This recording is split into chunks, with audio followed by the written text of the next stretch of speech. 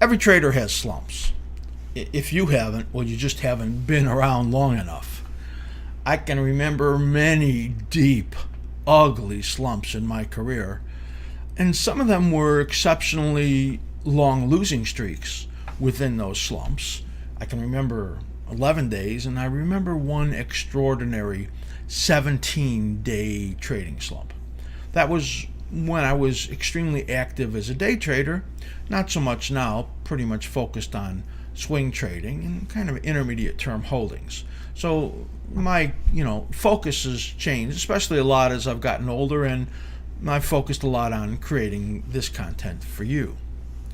Problem for lots of traders is that slumps get so long and so deep, and traders get so entrenched in the potential for a trend reversal to bail them out, that by the time they figure out where they are, and by the time they really look at what's happened in this recent negative period, they've done a lot of damage. Part of it is that they've lost money and maybe an excessive share or portion of their trading account, and part of it is certainly that their emotional capital is spent. They're really wrung out after taking a lot of losses or holding positions and rolling positions, and putting a lot of energy into being set up for a market reversal, and then it just not coming. And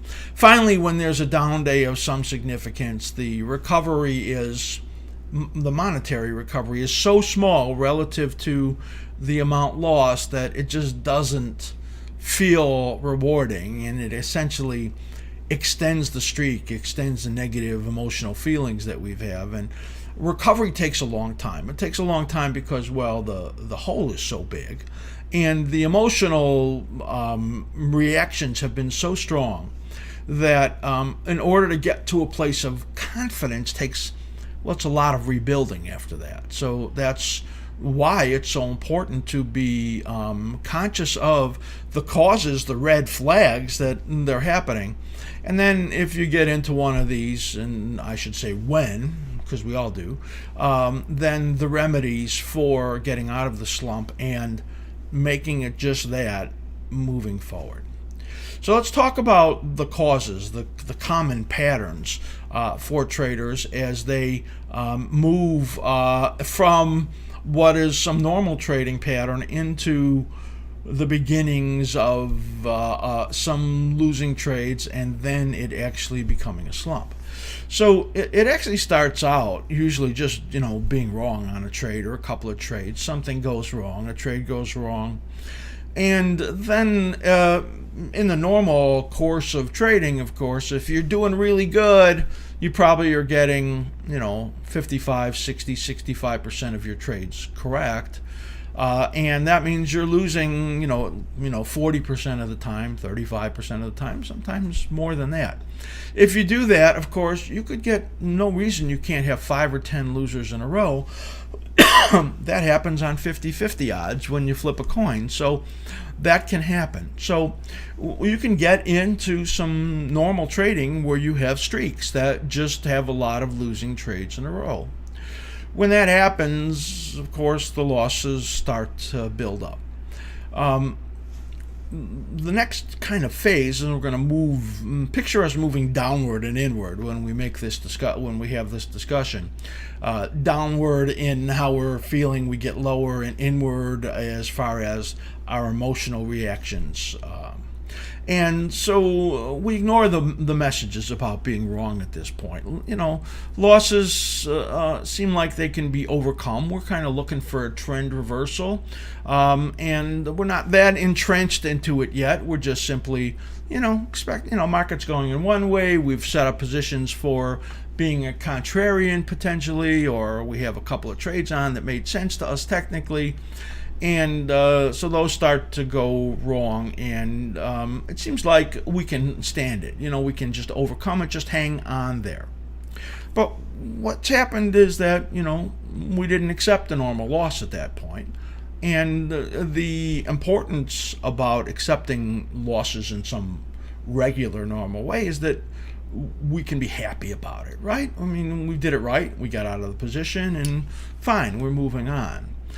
The problem is that sometimes traders then compound the problem through their actions and they take bigger risks. So we're moving into some downward negative action, right? Because, well, the losses are building. Maybe it's appropriate to increase our risk, take a bigger position, because then if it reverses, well, we can get back because the hole's a little bit bigger.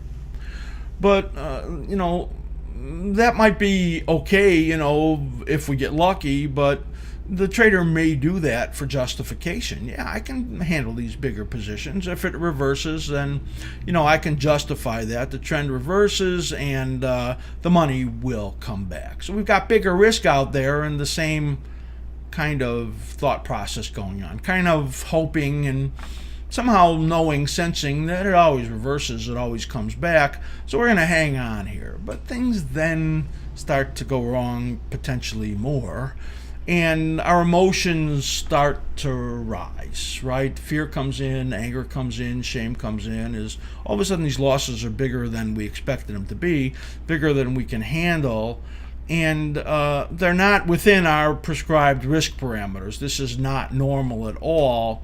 And we start to become emotional. So now the focus has gone from how we got into the positions, what our normal routine is, to the losses.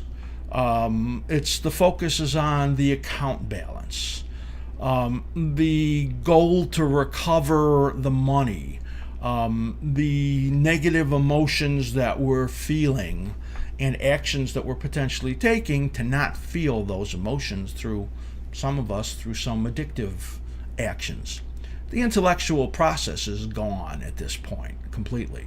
All we're doing is focusing on the negative money loss, the fact that our account is significantly lower than the highest level it had been, and it's all gone, right? Every way that we did things in an intellectual way. So now the negative self-talk then comes in. Self-blame. Why can't I ever get this right? Why didn't I do this? How could I do this again? How could I let this happen again? How am I going to tell X, this person, who I've made a promise to or I'm responsible to? So this negative self-talk comes in and the emotions then continue to rise. So that's the pattern that builds as the slump gets deeper and deeper.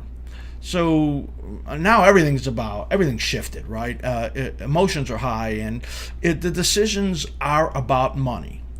The money lost, and the decisions are based upon feeling bad. We have a negative feeling going on for what's going on, and we want something to happen to stop the negative feeling. We feel the negatives, we verbalize the negatives, we think the negatives, and that perpetuates what's going on, because if we're doing that, then our actions are going to be in line with negative thinking. Right? Not confident, positive thinking. And those are very different actions. We can go over that in depth, certainly in another video. Also, there's a lot of opportunities missed, right?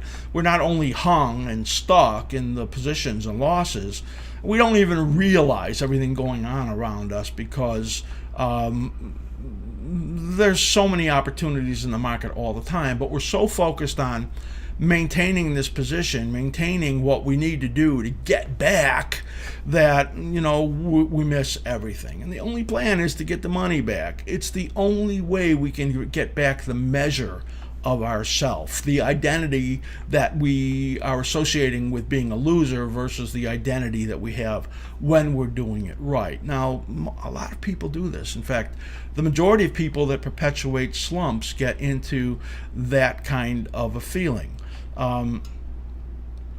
The plan is completely to get money back at that point. The original plan that we've had, that we designed, that we hope to focus on, is completely lost. So not only is the slump perpetuated by all of that, but it, for some people, will gain momentum at that point. And then some very negative actions can come in. And we're going to talk about what those are when we discuss the red flags. But at this point, essentially, the slump, the losing streak, this negative mentality that we're in, it's all taken a life of its own, right? It's not something that we directed. It's something that is somehow self-directed, that is just moving forward, and seemingly we're just the observers watching this happen to us.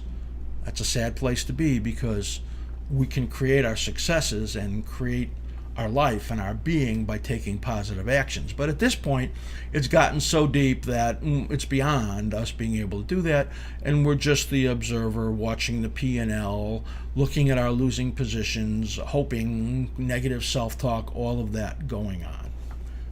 Painted kind of a bleak picture there, didn't I? But that's the common pattern, and I tell you, my pattern that I have been in my history, before I did a lot of personal work and a lot of self-examination, and worked a lot on these things that I'm talking to you about right now. You just saw the opening of one of our special member videos. If you'd like to watch the rest of that video and have access to our huge library of videos for traders and investors, just go to askSlim.com. In fact, right now, if you write to me, slim@askSlim.com, I'll send you a special half-price link for our entire video library. 1 month viewing of all of our videos, $16.50. I hope you write to me.